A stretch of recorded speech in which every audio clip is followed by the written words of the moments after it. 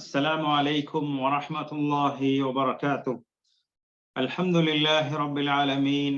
اللهم صل على محمد وعلى آل محمد كما صليت على إبراهيم وعلى آل إبراهيم إنك حميد مجيد. اللهم بارك على محمد وعلى آل محمد كما باركت على إبراهيم وعلى آل إبراهيم إنك حميد مجيد. அன்பார்ந்த இஸ்லாமிய சகோதர சகோதரிகளே, ஹிஜ்ரி வருடம் 1445 முஹர்ரம் மாதம் 10ஆம் திகதி புனித மஸ்ஜிது நபவியிலே இமாம் அஷேக் அஹ்மத் பின் அலி அப்துல் ரஹ்மான் அல் ஹுதைஃபி அவர்கள் ஆஷூரா தினம் நபியுடைய ஹிஜ்ரத் இரண்டிலும் உள்ள படிப்பினைகள் எனும் தலைப்பிலே உரையாற்றினார்கள். ஆரம்பமாக அல்லாஹ்வை புகழ்ந்து நபியின் மீது சலவாத்தும் சலாமும் கூறியவர்களாக வருகை தந்திருக்கக்கூடிய மக்களுக்கெல்லாம், அல்லாஹ்வின் நல்லடியார்களே, முன்னோர்களான மக்களுக்கும் பின்வரக்கூடிய மக்களுக்கும் அல்லாஹ் வசியத்து செய்திருக்கக்கூடிய தக்வாவை கொண்டு உங்களுக்கு நான் உபதேசம் செய்கிறேன். அல்லாஹ்வை அஞ்சி பயந்து நடந்து கொள்ளுங்கள். அல்லாஹ் சுப்ஹானஹு வ தஆலாவை தக்வா செய்வதென்பது கண்ணியத்தின் அளவாக இருக்கிறது, நல்லொழுக்கங்களின் வளாகமாக இருக்கிறது, ஆசீர்வாதங்களின் திறவுகோலாக இருக்கிறது, நல்லோர்களின் பயணமாக இருக்கிறது. எனவே தக்வா என்பதை வாழ்வில் எடுத்து நடவுங்கள் என்று தக்வாவை கொண்டு, இறையச்சத்தை கொண்டு உபதேசம் செய்தவர்களாக, அன்பார்ந்தவர்களே, நிச்சயமாக இந்த முஹர்ரம் மாதம் என்பது ஆண்டின் தொடக்கமும் ஒரு வருடத்தின் முடிவும் அந்த முஹர்ரம் மாதத்திலே அமைந்திருப்பதை நாம் பார்க்கிறோம். சூரிய ஒளியின் விடிவும் அல்லாஹ் சுப்ஹானஹு வ தஆலா அந்த உதயத்தையும் இந்த முஹர்ரம் மாதத்தின் மூலமாக ஏற்படுத்தி இருப்பதை பார்க்கிறோம். நிச்சயமாக ஹிஜ்ரி வருடத்தின் தொடக்கம் எனும் போது அல்லாஹுடைய மாதம் என்று சொல்லப்படக்கூடிய இந்த முஹர்ரம் மாதத்தை நாம் பார்க்கிறோம். இந்த முஹர்ரம் மாதத்தை நாம் உற்று நோக்கின்ற போது, அதனுடைய பெயரை கேட்கும் போதெல்லாம் நமக்கு நினைவில் வரக்கூடிய முக்கியமான நிகழ்வுதான் இஸ்லாமிய நாகரிகத்தை, இஸ்லாமிய நாகரிகத்தின் திசை காட்டியாக அமைந்த நபி ஸல்லல்லாஹு அலைஹி வஸல்லம் அன்னவர்களுடைய மக்காவிலிருந்து மதீனாவுக்கான அந்த ஹிஜ்ரத் பயணம் என்பது ஒரு முக்கிய நினைவாக நமக்கு நமது உள்ளங்களிலே எல்லாம் ஊசலாடக்கூடியதாக இருக்கின்றது. அன்பார்ந்தவர்களே, காலத்தின் முகத்தை எல்லாம் இந்த ஹிஜ்ரத் பயணம் தன் பக்கம் ஈர்த்து கொண்ட வரலாறுகளை எல்லாம் நாம் வரலாற்று நூல்களிலே நாம் பார்க்கிறோம். உண்மையிலே அந்த ஹிஜ்ரத் பயணம் என்பது நபி ஸல்லல்லாஹு அலைஹி வஸல்லம் அவர்களுடைய மக்காவை துறந்து மதீனாவுக்கு வருகை தந்த பயணம் என்பது உண்மையிலே வரலாற்றின் போக்கையே மாற்றி இஸ்லாமிய நாகரிகத்தின் விழுச்சியை, விழுமியங்களை எழுப்பக்கூடியதாக, மக்களுக்கு பறைசாற்றக்கூடியதாக அந்த ஹிஜ்ரத் பயணம் அமைந்திருக்கிறது. அன்பார்ந்தவர்களே, இந்த ஹிஜ்ரத் பயணத்துக்கு பின்னால் அறியாமை கால, ஐயாமுல் ஜாஹிலியா கால அந்த இருள் சூழ்ந்த பண்புகள் எல்லாம், இருள் சூழ்ந்த அந்த அதாவது பழக்க வழக்கங்கள் எல்லாம் ஹிஜ்ரத்துக்கு பின்னால் ஒட்டுமொத்தமாக மாற்றமுற்று இஸ்லாத்தின் விழுமியங்கள், இஸ்லாமிய கலாச்சாரங்கள், இஸ்லாமிய நட்பண்புகள் எல்லாம் மதீனாவிலே ஊற்றெடுத்து உலகமெல்லாம் பரவக்கூடியதாக அதன் ஆரம்ப கட்டமாக ஹிஜ்ரத் அமைந்திருந்தது என்பதை இந்த நேரத்திலே நாம் நினைவு கொள்ள வேண்டும். அன்பார்ந்தவர்களே, இந்த ஹிஜ்ரத் பயணத்தினூடாக இந்த சமூகத்தினுடைய பெருமானமும் பெருமையும் கண்ணியமும் தலை தோங்குவதை நாம் பார்க்கிறோம். ஏனைய சமூகங்களை விட வேறு பிரித்து அறிவிக்கக்கூடிய, ஏனைய சமூகங்களை விட முக்கியமான நிகழ்வுகள் மூலமாக இந்த சமூகத்தை மேன்மைப்படுத்தக்கூடிய ஒரு விடயமாக இந்த ஹிஜ்ரத் அமைந்திருப்பதை பார்க்கிறோம். உண்மையிலே இந்த இஸ்லாமிய சமூகத்தின் முகவரியாக, ஒரு நம்பகத்தன்மையாக, ஒரு கௌரவம் மிக்கதாக மனித வரலாற்றிலே இந்த இஸ்லாமிய ஹிஜ்ரத் என்பது ஒரு ஆழமாக பதியப்பட்ட ஒரு விடயமாக இருக்கிறது. அன்பார்ந்தவர்களே, இந்த கணக்கெடுப்பின் போது அதாவது உமர் அல் ஃபாரூக் ரலியல்லாஹு அன்ஹு அவர்களுடைய காலத்திலே காலத்தை கணக்கெடுக்கக்கூடிய ஆலோசனை கூட்டம் நடைபெறுகின்ற போது அங்கே இருந்த சஹாபா தோழர்கள் எல்லாம் இஸ்லாமிய வரலாற்றிலே ஏற்பட்ட பல நிகழ்வுகளை எல்லாம் கூறி இவைகளை கொண்டு வருடத்தின் முதல் வருடமாக ஆரம்பிப்போம் என்று பல கருத்துக்கள் கூறப்பட்டு இறுதியிலே அங்கே இருந்தவர்கள் எல்லாம் ஒன்றுபட்டு ஒருமித்த கருத்துடன் இந்த நபியுடைய மக்காவிலிருந்து மதீனாவுக்கான ஹிஜ்ரத் பயணத்தின் மூலமாக இந்த ஹிஜ்ரி ஆண்டை வருடத்தின் ஆரம்பமாக எடுத்துக்கொள்வோம் என்று அவர்கள் அனைவர்களும் ஏகோபித்து ஒருமித்த கருத்திலே உடன்பட்டார்கள் என்பதை வரலாறுகளில் நாம் பார்க்கிறோம். அந்த நேரத்திலே சஹாபாக்கள் பல கருத்துக்களை கூறினார்கள். நபி அவர்களுக்கு நபித்துவம் அல் குர்ஆன் இறங்கிய அந்த மாதத்தை நாம் அதாவது ஹிஜ்ரி வருடமாக, அதாவது வருடத்தின் ஆரம்பமாக எடுத்துக்கொள்வோம், அல்லது நபியுடைய மரணம் வஃபாத்து வருடத்தை அந்த வருடமாக எடுத்துக்கொள்வோம் என்று பல கருத்துக்கள் கூறப்பட்டு இறுதியிலே நபி அவர்களுடைய மதீனாவுக்கான இந்த ஹிஜ்ரத் பயணத்தை மையமாக வைத்துத்தான் ஹிஜ்ரி வருடம் ஆரம்பிக்கப்பட்டுள்ளதை நாம் காணலாம். அதன் காரணமாகத்தான் இன்றும் கூட நாம் ஹிஜ்ரி வருடம் என்று 1 முதல் 1445வது ஹிஜ்ரி வருடத்திலே நாம் இருக்கின்றோம். ஒவ்வொரு முறையும் கூறப்படுகின்ற போது அந்த ஹிஜ்ரத் பயணம், நபியுடைய தியாகம், நபி இஸ்லாத்துக்காக செய்த சிரமங்கள் எல்லாம் இந்த ஹிஜ்ரத் பயணத்தினூடாக ஒவ்வொரு வருடமும் நினைவூட்டப்பட்டு கொண்டே இருக்கிறது. அன்பார்ந்தவர்களே, இந்த ஹிஜ்ரத் பயணம் என்பது நபி ஸல்லல்லாஹு அலைஹி வஸல்லம் அவர்களுடைய அதாவது ரபீஉல் அவ்வல் மாதத்திலே அமைய பெற்றாலும் கூட அவர்கள் ஹஜ்ஜுடைய மாதத்திலே 2வது அகபா உடன்படிக்கையின் போது மக்காவை விட்டு மதீனாவுக்கு போவதற்கான சில முன்னேற்பாடுகள் ஆரம்ப நிலைகள் இருந்ததை நாம் காணலாம். அதன் அடிப்படையிலே இந்த 2வது அகபா உடன்படிக்கை என்பது துல்ஹஜ் மாதத்திலே நடைபெற்றது.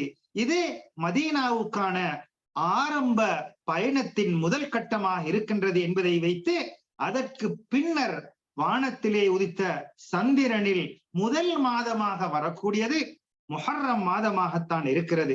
அன்பார்ந்தவர்களே, இந்த ஹிஜ்ரி அதாவது நபித்துவத்தின் 13வது வருடம் துல்ஹஜ் மாதத்திலே தான் 2வது அகபா உடன்படிக்கை நடைபெறுகிறது. அதனை தொடர்ந்து வரக்கூடிய மாதம் முஹர்ரம் மாதம். அந்த முஹர்ரம் மாதம் 1வது பிறை என்பது வருடத்தின் முதல் நாளாக கருதப்படுகிறது. அதனை வைத்துத்தான் ஹிஜ்ரி வருடத்தை முன்னிலைப்படுத்தி ஹிஜ்ரி அந்த பயணத்தை ஹிஜ்ரத் பயணத்தை உதாரணமாக கொண்டு ஹிஜ்ரி வருடத்தை கணக்கெடுத்தார்கள். அன்பார்ந்தவர்களே, உண்மையிலே இந்த ஹிஜ்ரத் பயணம் என்பது இஸ்லாமிய வரலாற்றிலே முஸ்லிம் சமுதாயத்துக்கு மிகவும் பல விடயங்களை கோடிட்டு காட்டக்கூடிய, உதாரணப்படுத்தக்கூடிய, மகிமைகளை எல்லாம் வெளிப்படுத்தக்கூடிய பல படிப்பினைகளையும் பல நிகழ்வுகளையும் இந்த ஹிஜ்ரத் பயணம் நமக்கு தந்து கொண்டே இருக்கிறது. இந்த ஹிஜ்ரத் பயணத்தினூடாக மக்காவிலே பல சொல்லொன்னா துன்பங்களுக்கு ஆளாக்கப்பட்ட நபி அவர்களும் இஸ்லாத்தை ஏற்றுக்கொண்ட விரல் விட்டெண்ணக்கூடிய அந்த சஹாபாக்களும் எத்தனையோ துன்பங்களையும் துயரங்களையும் சிரமங்களையும் மேற்கொண்டார்கள். ஆனால் இந்த ஹிஜ்ரத் பயணத்துக்கு பின்னால் அவைகளெல்லாம் மாற்றமுற்று இஸ்லாமிய ஒளிக்கீற்று மதீனாவிலிருந்து உலகமெல்லாம் பரவி சஹாபாக்கள் எல்லாம் கௌரவம் மிக்கவர்களாக மகிமை மிக்கவர்களாக இஸ்லாத்தை உலகமெல்லாம் பரப்புவதற்கு துணிந்தார்கள் என்ற வரலாறுகள் எல்லாம் இந்த ஹிஜ்ரத்துக்கு பின்னால் தான் மிகவும் சாதாரணமாக அமைந்தது என்பதை நாம் காணலாம். அன்பார்ந்தவர்களே, இந்த நபியுடைய ஹிஜ்ரத் பயணத்தினூடாக இஸ்லாமிய வரலாற்றிலே நாம் பார்க்கின்ற போது நபி ஸல்லல்லாஹு அலைஹி வஸல்லம் அவர்கள் இந்த உலகத்திலே மக்கா அதாவது பிறந்த நகரா மக்காவை துறந்து மதீனாவுக்கென பயணம் மேற்கொண்டு அங்கே ஒரு அமைதியான சூழலை பெற வேண்டும், இஸ்லாத்தை எடுத்து எம்புவதற்கு ஒரு சாதகமான சூழல் இருக்க வேண்டும் என்ற அடிப்படையிலே பிறந்த ஊரை விட்டு துறந்து வருகிறார்கள். உண்மையிலே இந்த நபியுடைய அந்த பிறந்த ஊரை விட்டு துறந்து வரக்கூடிய அந்த ஹிஜ்ரத் பயணம் என்பது உண்மையிலே எத்துணை சிலை வணக்கங்களை எல்லாம் ஐயாமுல் ஜாஹிலியா பண்புகளை எல்லாம் மாற்றி அமைத்தது என்பதை வரலாறுகளே பார்க்கிறோம்.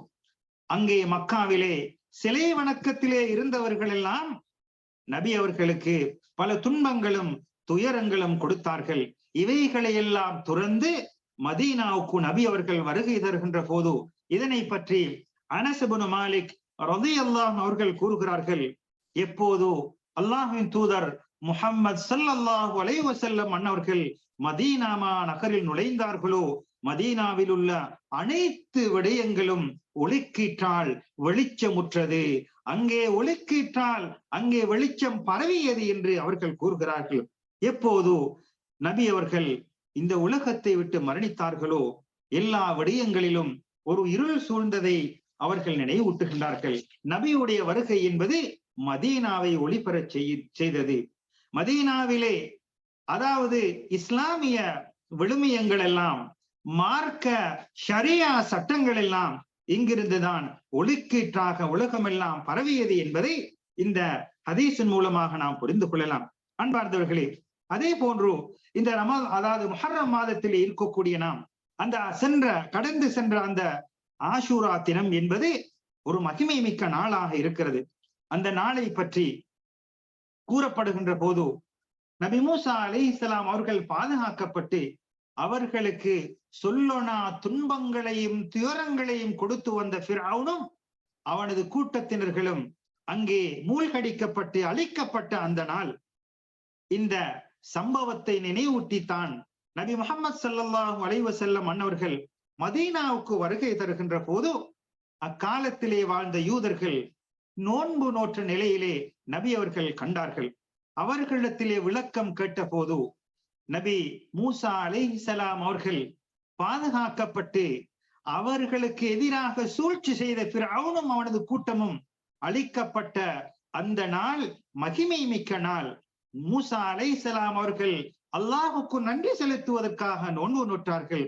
எனவே நாங்களும் நோன்பு நோட்கிறோம் என்று கூறிய போது அல்லாஹ்வின் தூதர் முஹம்மது ஸல்லல்லாஹு அலைஹி வஸல்லம் அவர்கள் கூறினார்கள், மூசா அலைஹிஸ்ஸலாம் அவர்களை மகிமைப்படுத்துவதற்கு உங்களை விட நாம் தான் மிக உரித்துடையவர்கள் என்று நபி அவர்கள் அந்த மகிமை மிக்க ஆஷூரா தினத்திலே நோன்பு நோற்று சஹாபாக்களையும் நோன்பு நோக்குமாறு ஏவினார்கள். அன்பார்ந்தவர்களே, நபி மூசா அலைஹிஸ்ஸலாம் அவர்களுடைய அழைப்பு பணியாக இருக்கலாம், நபி முஹம்மது ஸல்லல்லாஹு அலைஹி வஸல்லம் அவர்களுடைய அழைப்பு பணியாக இருக்கலாம். அழைப்பு என்பது, தஅவா என்பது, தௌஹீத் என்பது, ஏகத்துவம் என்பது அனைத்தும் ஒன்றாகத்தான் இருந்தது. ஆனால் காலத்துக்கு காலம் வழிவகைகள் வேறுபட்டாலும் அந்த ஏகத்துவ அழைப்பு என்பது அனைத்து நபிமார்களுடைய அழைப்பும் ஒன்றாகத்தான் இருந்தது என்பதை மூசா அலைஹிஸ்ஸலாம் அவர்கள் ஃபிர்அவுனுக்கு அழைப்பு விடுக்கின்ற போது நபி முஹம்மது ஸல்லல்லாஹு அலைஹி வஸல்லம் அவர்கள் தங்களது குறைஷி கூட்டத்தினர்களுக்கு அழைப்பு விடுக்கின்ற போது எதிர்ப்பதமாக அவர்களுக்கு எவ்வளவு எதிர்ப்புகள் வந்தது, எவ்வளவு சங்கடங்கள் சிரமங்கள் வந்தது என்பதை இரண்டுடன் நாம் ஒப்பிட்டு பார்க்கின்ற போது இருவரும் பல சிரமங்களை மேற்கொண்டார்கள் என்பதை நாம் புரிந்து கொள்ளலாம். இதன் காரணமாகவோ என்னவோ நபி ஸல்லல்லாஹு அலைஹி வஸல்லம் அன்னவர்களும் இந்த மூசா அலைஹிஸ்ஸலாம் அவர்கள் நன்றி செலுத்துவதற்காக நோன்பு நோற்ற அதே தினத்திலே நபி அவர்கள் மதீனாவுக்கு வருகை தந்து அவர்கள் நோன்பு நோற்ற வரலாறையும் நோன்பு நோட்கச் சென்ற வரலாறையும் நாம் பார்க்கின்றோம். அன்பார்ந்தவர்களே, அல்லாஹ் சுப்ஹானஹு வ தஆலா அல் குர்ஆனிலே கூறுகிறான், இன்னா லனன்சுரு ருசுலனா, எங்களது தூதர்களுக்கு நாம் நிச்சயமாக உதவி செய்வோம், வல்லதீன ஆமனு, அந்த தூதர்களை விசுவாசம் கொண்டவர்களுக்கு உதவி செய்வோம், ஃபில் ஹயாத்தித் துன்யா வ யௌம யகூமுல் அஷ்ஹாத், அதாவது இம்மையிலும் மறுமையிலும் தூதர்களுக்கும் தூதரை விசுவாசம் கொண்டவர்களுக்கும் உதவி செய்வோம் என்று அல்லாஹ் சுப்ஹானஹு வ தஆலா கூறுகிறான். அன்பார்ந்தவர்களே, எனவே இந்த இரு நபிமார்களுடைய வரலாறுகளை ஒப்பு நோக்கி பார்க்கின்ற போது இருவருடைய நிலைமைகளும், அவர்கள் பிறந்த ஊரை விட்டு நபி மூசா அலைஹிஸ்ஸலாம் அவர்கள் ஃபிர்அவுனுடைய தொல்லை தாங்க முடியாமல் இன்னும் ஒரு நகருக்கு புறப்பட்டு செல்கின்றார்கள். அதே போன்றுதான் நபி முஹம்மது ஸல்லல்லாஹு அலைஹி வஸல்லம் அன்னவர்களும் பிறந்த ஊராம் மக்காவை விட்டு மதீனாவை நோக்கி புறப்பட்டு செல்கிறார்கள். இந்த இரண்டு விடயங்களும் இரண்டு நபிமார்களுக்கும் ஒரு இக்கட்டான நிலை ஏற்பட்டதை நாம் ஒப்பு நோக்கி பார்க்கலாம் அன்பார்ந்தவர்களே. அதே போன்று ஃபிரௌனும் அவருடைய கூட்டமும் மூசா அலைஹிஸ்ஸலாம் அவர்களுக்கு சொல்லொண்ணாத தொந்தரவுகளையும் சிரமங்களையும் கொடுக்கிறார்கள். அதே போன்றுதான் நபி முஹம்மது ஸல்லல்லாஹு அலைஹி வஸல்லம் அவர்களுக்கு தங்களது குடும்பத்தினர்களே, தங்களது கோத்திரத்தை சார்ந்தவர்களே எத்தனையோ துன்பங்களையும் தொல்லைகளையும் கொடுத்தார்கள். அதே போன்றுதான் அன்பார்ந்தவர்களே, மூசா அலைஹிஸ்ஸலாம் அவர்களுக்கு எத்தனை சோதனைகள், எத்தனை சொல்லண்ணா துயரங்கள் ஏற்பட்டது. அதே போன்றுதான் நபி ஸல்லல்லாஹு அலைஹி வஸல்லம் அவர்களுக்கு அபூ ஜஹல் அவனை சார்ந்தவர்கள் மூலமாக எத்தனை சோதனைகள் துயரங்கள் ஏற்பட்டது. அன்பார்ந்தவர்களே, இவர்கள் எகிப்து நகரத்திலிருந்து இன்னும் ஒரு நகருக்கு புறப்பட்டு செல்கிறார்கள். நபி அவர்களோ மக்காவிலிருந்து மதீனாவை நோக்கி புறப்படுகிறார்கள். இந்த இருவரும் அல்லாஹுக்கு நன்றி செலுத்துவதற்காக இந்த ஆஷூரா தினத்திலே இரண்டு நபிமார்களும் நோன்பு நோக்கக்கூடிய நிலையை அல்லாஹ் ஏற்படுத்தி வைத்திருக்கின்றான். அன்பார்ந்தவர்களே, அதே போன்றுதான் அல்லாஹ் சுப்ஹானஹு வ தஆலா இவர்களுடைய துன்பங்களுக்கு பின்னால் அவர்களுக்கு ஆதரவு அளித்ததை, அவர்களை அரவணைத்ததை அல்லாஹ் சுப்ஹானஹு வ தஆலா அல் குர்ஆனிலே கூறுகிறான். நபி அவர்களுடைய துன்பங்கள் துயரங்களுக்கு பின்னால் அல்லாஹ் சுப்ஹானஹு வ தஆலா கூறுகிறான், வல்லுஹா, முற்பகல் மீது சத்தியமாக, வல்லைலி இதா சஜா, இரவின் மீது சத்தியமாக அது ஒதுங்கிவிட்டால், மா வத்தஅக ரப்புக வமா கலா, உனது ரப் உன்னை விட்டு விடவும் இல்லை, உன்னை கோபிக்கவும் இல்லை. வஹியுடைய அந்த வருகை தாமதமான போது நபி அவர்களுடைய உள்ளத்திலே ஒரு சாதாரண நிலை ஏற்பட்டதன் காரணமாக அல்லாஹ் கூறுகிறான், அல்லாஹ் உனது ரப்பு உன்னை விட்டு விடவும் இல்லை, கோபிக்கவும் இல்லை. வலல் ஆகிரத்து கைரும் வஅபகா, வலல் ஆகிரத்து கைருன் லக மினல் ஊலா, இந்த உலகத்தை விட மறுமைதான் சிறந்தது. வலசௌஃப யுஅதீக ரப்புக ஃபதர்லா, அல்லாஹ் உங்களுக்கு நிறைய விடயங்களை தருவான், அதனை நீங்கள் பொருந்திக் கொள்வீர்கள். அலம் யஜிதுக யதீமன் ஃபஆவா, உங்களை அனாதையாக கண்ட அல்லாஹ் ஆதரவளித்து உங்களை அரவணைக்கவில்லையா? உங்களை அரவணைத்தான். வவஜதக ضالًا فهدى, அதாவது வஹி எதுவென்று, அல் குர்ஆன் எதுவென்று ஓதத் தெரியாத சந்தர்ப்பத்திலே அவைகளை கொடுத்து அல்லாஹ் நேர்வழி காட்டினான். ஏழையாக கண்ட உங்களை செல்வங்களை கொடுத்து துன்பத்திலிருந்து அவன் நீக்கினான் என்று அல்லாஹ் சுப்ஹானஹு வ தஆலா நபி அவர்களுக்கு ஆறுதல் கூறிய வரலாறை சூரத்துல் துஹா இவ்வாறு கூறுகிறது.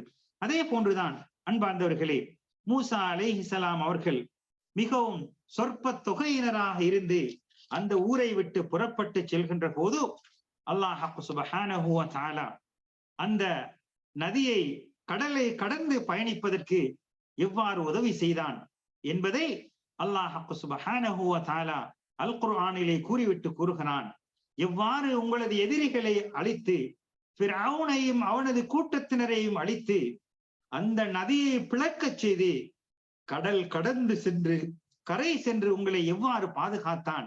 இது அல்லாஹ்வுடைய உதவி, அவனது தூதருக்கும் அவர்களை விசுவாசம் கொண்டவர்களுக்கும் கிடைத்த உதவி என்று கூறிவிட்டு அல்லாஹ் கூறுகிறான், ஃபஅதபிரு யா உலில் அப்சார், நீங்கள் படிப்பினை பெறுங்கள் என்று சிந்தனையுள்ள மக்களை பார்த்து அல்லாஹ் கூறுகிறான். அன்பார்ந்தவர்களே, எனவே நபியையும் தூதரையும் விசுவாசம் கொண்ட மக்களுக்கு சோதனைகள் வந்தாலும், துயரங்கள் துன்பங்கள் வந்தாலும் ஈற்றிலே இறுதியிலே அல்லாஹ்வுடைய உதவி கிடைக்கும் என்பதற்கு இந்த நபி முஹம்மது ஸல்லல்லாஹு அலைஹி வஸல்லம் அவர்களை பற்றி கூறக்கூடிய அல்லாஹ்வுடைய குர்ஆன் வசனங்களும், நபி மூசா அலைஹிஸ்ஸலாம் அவர்களை பற்றி கூறக்கூடிய திருக்குர்ஆன் வசனங்களும் நமக்கு ஒரு சான்றாக இருக்கிறது. எனவே அன்பார்ந்த இஸ்லாமிய சகோதரர்களே, ஆஷூரா என்பது முஹர்ரம் மாதத்திலே இருக்கிறது. முஹர்ரம் மாதம் என்று வந்துவிட்டால் நபியுடைய ஹிஜ்ரத் பயணம் என்பது அங்கே கண்முன்னே காட்சி அளிக்கிறது. எனவே ஹிஜ்ரத் பயணம் என்பது இஸ்லாமிய வரலாற்றிலே ஒரு திருப்பு முனையாக, இஸ்லாமிய வரலாற்றிலே உலகமெல்லாம் இஸ்லாம் பரவுவதற்கு ஒரு அடிப்படையாக அமைந்ததை நாம் காணலாம். எனவே இந்த வரலாறுகளை படித்து இந்த வரலாறு நமக்கு தரக்கூடிய படிப்பினைகளை எல்லாம் வாழ்வில் எடுத்து நடந்து வல்லவன் அல்லாஹுக்கு முழுமையாக கட்டுப்பட்டு அவனுடைய ஏவல்களை எடுத்து நடந்து அவன் தடுத்தவைகளை தவிர்ந்து அல்லாஹுக்கு பொருத்தமாக அல்லாஹுடைய திருப்பொருத்தத்துக்கு அமைவாக நமது வார்த்தைகளையும் செயல்களையும் எண்ணங்களையும் ஆக்கிக் கொள்வதற்கு முயற்சிக்க வேண்டும். எனவே வல்லவன் அல்லாஹ் அவனுக்கு பொருத்தமான முறையிலே கடைசி நிமிடம் வரும் வரை அவனது பொருத்தத்துக்கு சொந்தக்காரர்களாக அவனது அன்புக்கும் அரவணைப்புக்கும் சொந்தக்காரர்களாக வாழ்வதற்கு வல்லவன் அல்லாஹ் நம் அனைவர்களுக்கும் அருள் புரிவானாக. ஆமீன். வ ஆகிரு தஅவானா அனில் ஹம்துலில்லாஹி ரப்பில் ஆலமீன். வஸ்ஸலாமு அலைக்கும் வ ரஹ்மத்துல்லாஹி வ பரகாத்துஹு.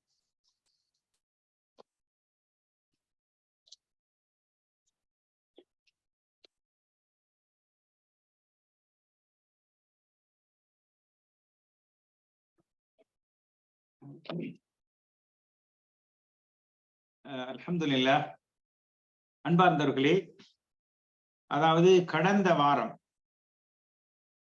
அல்ஹம்துலில்லாஹி ரப்பில் ஆலமீன் வஸல்லல்லாஹு அலா சய்யிதினா முஹம்மதின் வ அலா ஆலிஹி வ அஸ்ஹாபிஹி அஜ்மஈன். அம்மா பஅத்.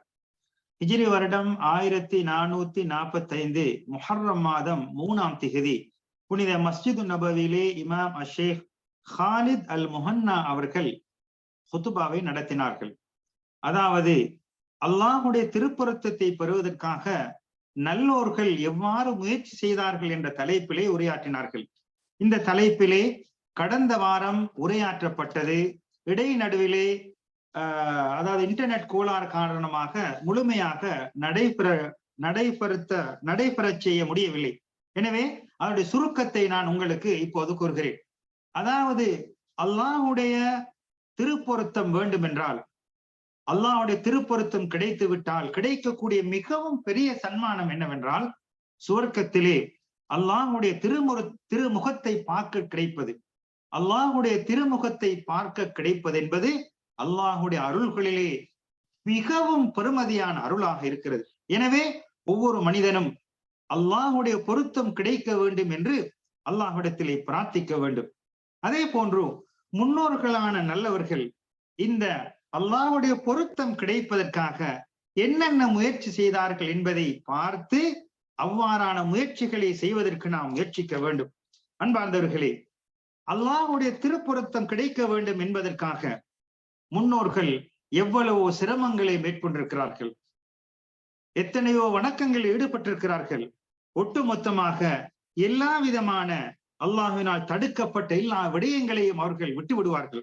அந்த வகையிலே அல்லாஹ்வுடைய திருப்பொருத்தம் கிடைப்பதற்கு ஒரு சாதகமான விடயங்களாக அமையக்கூடிய விடயங்கள் உள்ளதுதான் முஃமினான ஆண்களும் முஃமினான பெண்களும் ஒருவருக்கொருவர் தோழர்களாக இருக்க வேண்டும், நன்மையை ஏவ வேண்டும், தீமையை தடுக்க வேண்டும், தொழுகையை நிலைநாட்ட வேண்டும், ஜகாத்தை கொடுத்து வர வேண்டும், அல்லாஹுக்கும் அவனது தூதருக்கும் கட்டுப்பட வேண்டும். இவ்வாறு கட்டுப்படுகின்ற போது உலாயிக ஸயர்ஹமுஹுமுல்லாஹ், அல்லாஹ் அவர்களுக்கு அருள் புரிவான், ரஹ்மத்து செய்வான் என்று அல் குர்ஆன் சாட்சியன் பகர்கிறது. எனவே இவ்வாறான விடயங்களை நாம் வாழ்வில் எடுத்து நடப்பதற்கு முயற்சிக்க வேண்டும். அதே போன்று அல்லாஹ்வுடைய திருப்பொருத்தம் கிடைப்பதற்கு இதுவும் ஒரு விடயம்தான். அல்லாஹுடன் உண்மையாளர்களாக நேர்மையாக நடந்து கொள்ள வேண்டும். நமது நடத்தையிலும் வார்த்தையிலும் செயல்களிலும் அல்லாஹுக்கு முன்னால் ஒரு நேர்மையான மனிதனாக, ஒரு உண்மையாளனாக தெளிவான பயணத்திலே நாம் பயணிக்க வேண்டும். இவ்வாறு உண்மையாக நடந்து கொள்வது இறை பொருத்தம் கிடைப்பதற்கு ஒரு காரணமாக இருக்கிறது. அதே போன்றுதான் அல்லாஹ் சுப்ஹானஹு வ தஆலா முன்னோர்களான நல்லவர்கள் உண்மையாளர்களாக இருந்ததின் காரணமாக அவர்களுக்கு கிடைத்த அதாவது சன்மானங்களை எல்லாம், அவர்களுடைய நடத்தைகளை எல்லாம் பற்றி அல் குர்ஆன் நமக்கு கூறிக்கொண்டே இருக்கிறது. உதாரணமாக சஹாபாக்களை பற்றி கூறும்போது நாம் என்ன கூறுகின்றோம்?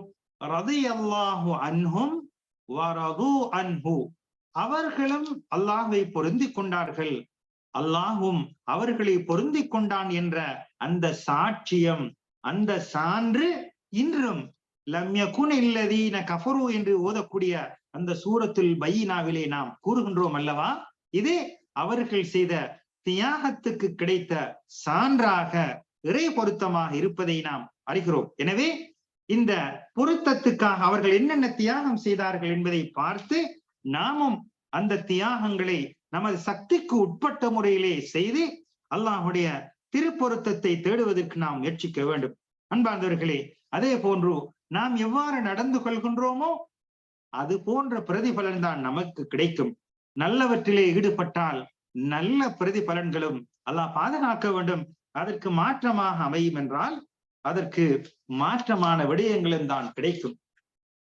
அடுத்ததாக இறை பொருத்தத்தை பெற்றுக் கொள்வதற்கு நாம் முன்னெடுத்துக் கொள்ள வேண்டும். மூசா அலைஹிஸ்ஸலாம் அவர்கள் அல் குர்ஆனிலே அல்லாஹ் கூறும் பொழுது அதாவது அல்லாஹ் என்னை பொருந்திக் கொள்ள வேண்டும் என்பதற்காக நான் ரப்பின் பக்கம் அவசரப்பட்டேன் என்று மூசா அலைஹிஸ்ஸலாம் அவர்களுடைய அந்த நிலையை பற்றி அல் குர்ஆன் கூறுகிறது.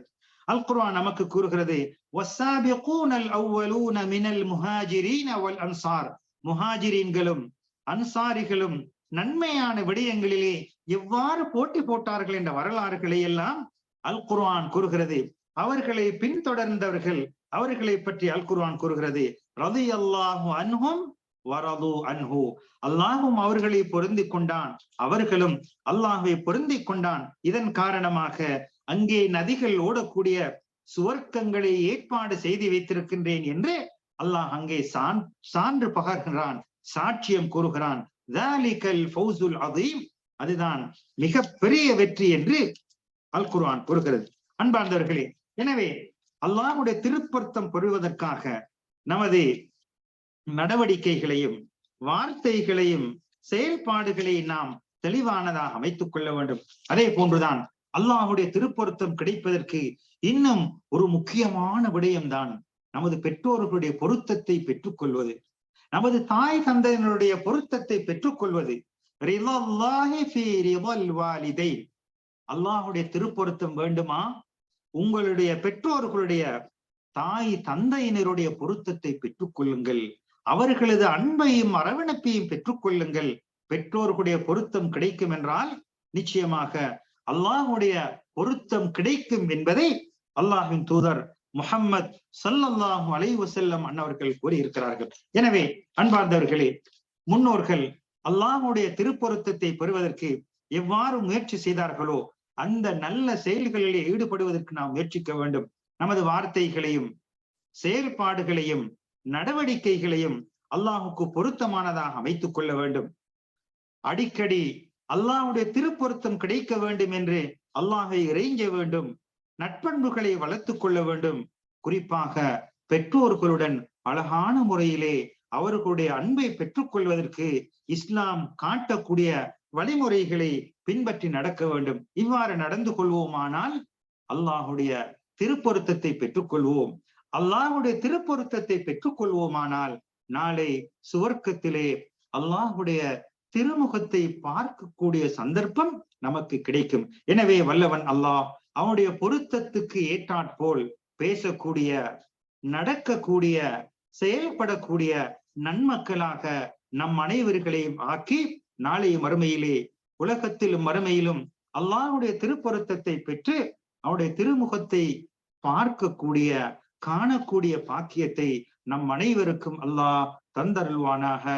ஆமீன். வஆகிரு தஅவானா அனில் ஹம்துலில்லாஹி ரப்பில் ஆலமீன். வஸ்ஸலாமு அலைக்கும் வரஹ்மத்துல்லாஹி வபரகாத்துஹு.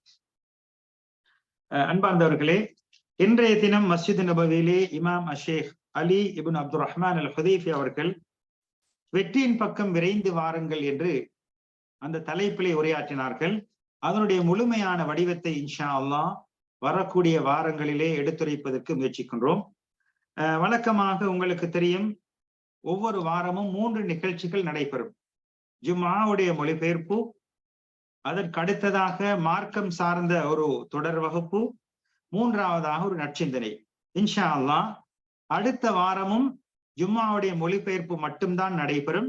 அதனை தொடர்ந்து வரக்கூடிய நாட்களிலே ஜும்ஆவுடைய மொழிபெயர்ப்பும் இன்னும் ஒரு நிகழ்ச்சியும் 2 நிகழ்ச்சிகள் நடைபெறும் என்பதை நினைவூட்டிக் கொள்கிறேன். எனவே அடுத்து வரக்கூடிய 2 மாதங்களிலும் இன்ஷா அல்லாஹ் 2 நிகழ்ச்சிகள் நடைபெறும். வழக்கம் போன்று உங்களது ஒத்துழைப்புகளையும் ஒத்தாசைகளையும் கருத்துக்களையும் ஏற்பாட்டு குழு எதிர்பார்த்திருக்கின்றது என்பதை நினைவூட்டிக் கொண்டு இன்றைய தினம் முஹர்ரம் மாதம் 3வது வாரமாக இருக்கிறது. நமது மாதாந்த நிகழ்ச்சி நடைபெறக்கூடிய தினம். எனவே இன்று மாலை 5:30 மணி முதல் 6:30 மணி வரை அந்த மாதாந்த மார்க்க நிகழ்ச்சி பயான் நிகழ்ச்சி நடைபெறும். நல்லொழுக்கம் சார்ந்த விடயங்கள் என்ற தலைப்பிலே பேசப்பட இருக்கிறது. கடந்த வருடத்திலே ஹிஜ்ரி வருடம் 1444ஆம் ஆண்டிலே அனைத்து மாதாந்த நிகழ்வுகளின் தலைப்பாக தொழுகை சம்பந்தப்பட்ட தலைப்புகள் இருந்தது. அதே போன்று மாரிஸ் மரண போட்டியிலே தொழுகை சம்பந்தமான ஹதீஸ்கள் இருந்தது. மாரிஸ் மரண போட்டியிலே தொழுகை சம்பந்தமான பிரார்த்தனைகள் இருந்ததை பார்த்தோம். அந்த வகையிலே இந்த வருடம் 1445வது வருடம் இன்ஷா அல்லாஹ் 12 மாதங்களும் நடைபெறக்கூடிய அந்த மாதாந்த பயான் நிகழ்ச்சிகள் இந்த நல்லொழுக்கம் அந்த ஒழுக்கம் சார்ந்த விடயங்கள் அமைய பெற்றதாகத்தான் அமையும். மாரிஸ் போட்டிக்கான ஹதீஸ்களும் மாரிஸ் போட்டிக்கான பிரார்த்தனைகளும் அதனை ஒட்டியதாகத்தான் அமையும் என்பதை நினைவூட்டுக் கொள்கிறோம். எனவே இன்று இன்ஷா அல்லாஹ் மாலை 5:30 மணிக்கு நீங்களும் உங்களது நண்பர்களும் உறவினர்களும் அந்த நிகழ்ச்சிக்கு வருகை தந்து பயன்பெறுமாறு உங்கள் அனைவரையும் ஏற்பாட்டுக்குழு சார்பாக நினைவூட்டி அழைப்பதோடு, நாம் இருக்கக்கூடிய நாள் வெள்ளிக்கிழமை அசருக்கு பிந்திய நேரம் துஆ ஏற்றுக்கொள்ளப்படக்கூடிய நேரம். எனவே அந்த துஆ என்ற ஆயுதத்தை நமக்காக, நமது உறவுகளுக்காக, நமது குடும்பத்தினர்களுக்காக, உலக முஸ்லிம்களுக்காக பயன்படுத்திக் கொள்வோம் என்ற நினைவூட்டலோடு இன்றைய வகுப்பை இத்துடன் நாம் கஃபாரத்துல் மஜ்லிஸுடன் நிறைவு செய்வோம். சுப்ஹானக்கல்லாஹும்ம வ பிஹம்திக் அஷ்ஹது அல்லா இலாஹ இல்லா அன்த அஸ்தக்ஃபிருக வ அதூபு இலைக். ஃபி அமானில்லாஹ்.